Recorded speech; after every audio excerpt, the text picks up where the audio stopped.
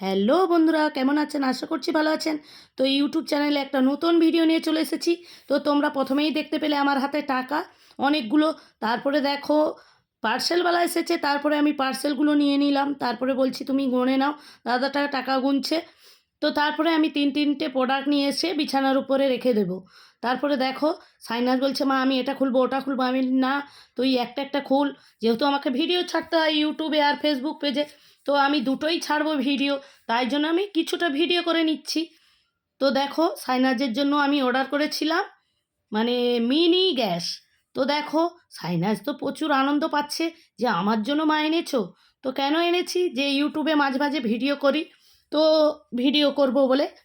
তো দেখো সাইনাজ খুলছে, ও তো প্রচুর আনন্দ পাচ্ছে।